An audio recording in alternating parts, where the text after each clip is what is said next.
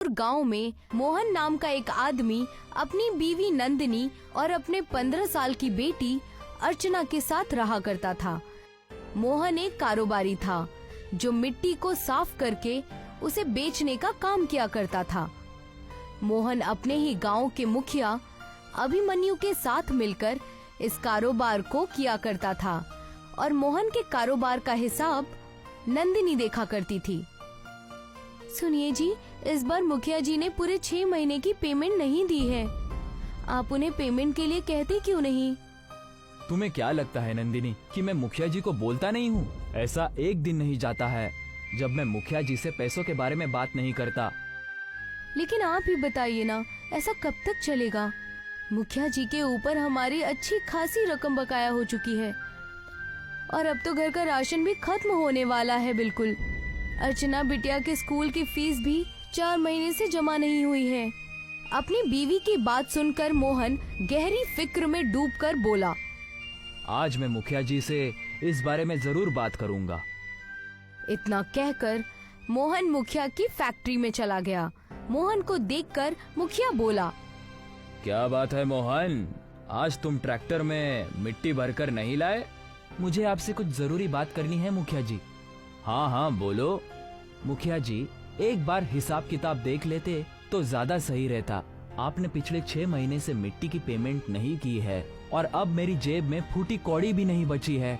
यहाँ तक कि घर का राशन भी खत्म हो गया है। बेटी के स्कूल के फीस भी 4 महीनों से जमा नहीं हुई है। कम से कम मुझे आधी रकम ही दे देते। मोहन, मैंने कहा था ना तुम्हें कि बाजार थोड़ा मंद पड़ा हुआ है।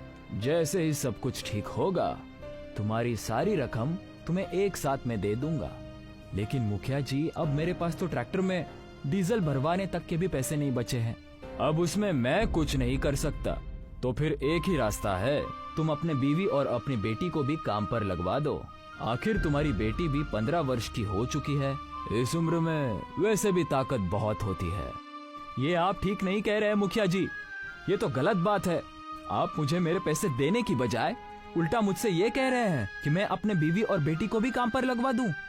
धीरे बोलो मोहन, तुम मिट्टी बेचते हो, कोई ब्रांडेड मर्सिडीज नहीं बेचते। और वैसे भी मिट्टी खरीदने के लिए तुम्हें कौन सी मेहनत करनी पड़ती है? तुम्हारे घर के पास मिट्टी का ढेर लगा हुआ है।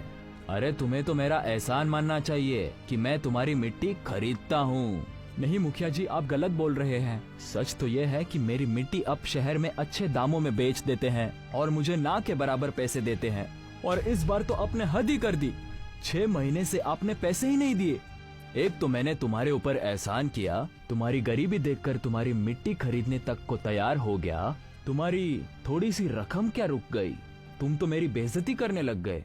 मैं आपकी कोई बेइज्जती नहीं कर रहा मुखिया जी। मैंने तो सिर्फ आपके सामने अपनी मजबूरी बताई है कि मेरे घर का राशन पानी भी खत्म हो गया है। अब आप ही बताइए कि मैं क्या करूं? वही जो तुम इससे पहले किया करते थे। मैं आपकी बात का मतलब नहीं समझा। सीधा मतलब है मोहन, पहले तुम कोई कामकाज नहीं करते थे बल्कि बेकार घूमा करते थे। अब तुम भी गांव के बाकी और लोगों की तरह दूसरों के खेतों में काम करो और अपने परिवार का देखभाल करते रहो। मुझे तुमसे कोई मतलब नहीं है। और हाँ, दोबारा यहाँ मत आना। मैं बर्बाद हो जाऊंगा, ऐसा मत कीजिए। मुझे आप थोड़े से ही पैसे दे दीजिए ताकि मैं अपने घर का 1 महीने का राशन पानी खरीद सकूं। एक फूटी कौड़ी नहीं मिलेगी मोहन। तुम्हें जो करना है कर लो, मैं तुम्हें एक पैसा भी नहीं देने वाला। मोहन मुखिया के सामने गिड़गिड़ाता रहा। मुखिया ने मोहन को बुरा भला बोलकर और बेइज्जत करके अपनी फैक्ट्री से बाहर निकाल दिया। ये आपने ठीक नहीं किया मुखिया जी। आप अच्छी तरह से जानते हैं कि मोहन के घर के बगल में जो मिट्टी का छोटा सा पहाड़ है वो कितना कीमती है। आपने अपनी हवेली और अपनी कार मोहन की मिट्टी बेच बेच कर ही खरीदी है। मैं अच्छी तरह से जानता हूँ बल्ले। मुझे आपके साथ रहते हुए 10 साल से ज्यादा हो चुके हैं। मेरी समझ में जितना आए आप मुझे उतना समझा दीजिए। तो फिर सुनो बल्ले, सामने वाले को कभी बताना नहीं चाहिए कि उसका दिया हुआ माल कितने रुपए में बिक रहा है।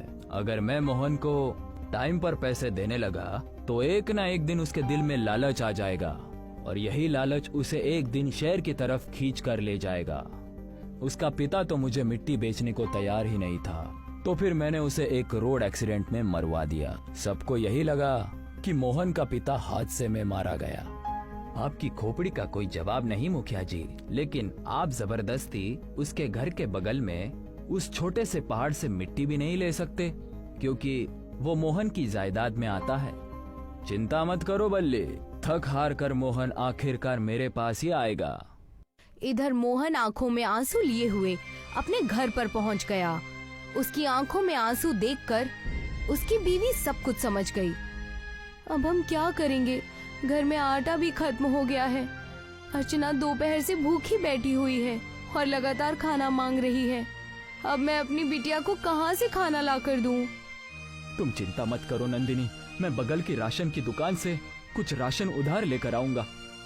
उधार तो मैं भी ला सकती हूँ, लेकिन आप ही बताइए अब आप क्या करेंगे? और आपको तो मुखिया जी ने पैसे भी नहीं दिए, और आपको इसके अलावा कोई और काम आता भी तो नहीं है। हम राशन के पैसे कहाँ से चुका पाएंगे? नंदिनी की बात सुनकर मोहन गहरे ख्याल में डूब गया। तभी उसके दिमाग में एक ख्याल बहुत तेजी से कौंधा और वो नंदिनी की ओर देखकर बोला, मैं वही काम करूंगा जो पापा किया करते थे नंदिनी। पापा मिट्टी के खिलौने बनाकर बेचा करते थे, मैं भी मिट्टी के खिलौने बनाकर बेचूंगा, लेकिन दोबारा मुखिया के पास नहीं जाऊंगा। तो क्या आपको मिट्टी के खिलौने बनाने आते हैं? मुझे ज्यादा खिलौने बनाने तो नहीं आते, पर मुझे एक खिलौना बहुत अच्छी तरह से बनाना आता है। मुझे याद है जब पापा जिंदा थे तो वो मिट्टी की परी बनाया करते थे। मैं उस मिट्टी के परी के साथ दिन भर खेला करता था। पापा मुझे देखकर बहुत खुश होते थे। मैं उस मिट्टी की परी को बहुत अच्छी तरह से बना सकता हूँ। उस दिन के बाद से मोहन मिट्टी की परी के खिलौने बनाने लगा। उसकी बीवी मिट्टी के छोटे से पहाड़ से ढेर सारी मिट्टी लेकर आती थी और मोहन उस मिट्टी को उसे परी के आकार में ढाल देता था। कुछ दिनों तक